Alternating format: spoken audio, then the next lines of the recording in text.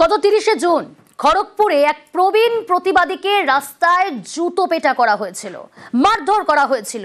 কে করেছিল? বেবি কোলে। তাকে ইতিমধ্যেই তৃণমূল কংগ্রেস তাকে শোকজ করেছিল, আর শোকজের 5 দিন পর দলকে উত্তর অর্থাৎ পাল্টা যুক্তি বেবি কোলে। কি যুক্তি, কি বলা হলো, আরো ডিটেল জানবো। শঙ্কর রয়েছে আমার সঙ্গে।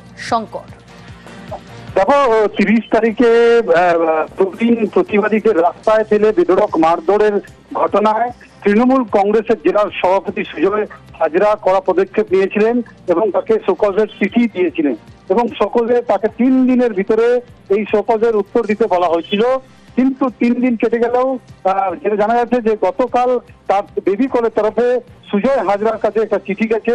তাতে তিনি বলেছেন যে এর সঙ্গে দলের কোনো সম্পর্ক নেই, একটা ব্যক্তিগত ঘটনাকে কেন্দ্র করে এই ঘটনা ঘটেছে এবং তার যে স্বামী তার সঙ্গে দীর্ঘদিন ধরে যোগাযোগ রাখত এই প্রবীণ প্রতিবাদী এবং তার যে পারিবারিকের মধ্যে হস্তক্ষেপ করত, তার ছেলের শিক্ষা এবং জীবিকা নির্বাহের ক্ষতি করতে চেয়েছিলেন, তাই তার সঙ্গে এইরকম একটা ঘটনা ঘটেছে।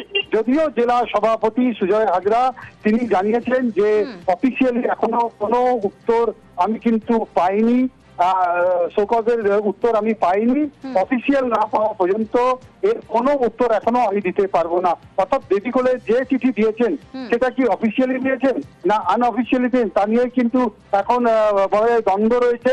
জেলা সভাপতি জানিয়েছেন যখন না একেবারে নিয়ম অনুযায়ী দেয় সেই বিষয়ে কোনো মন্তব্য তিনি করবেন না।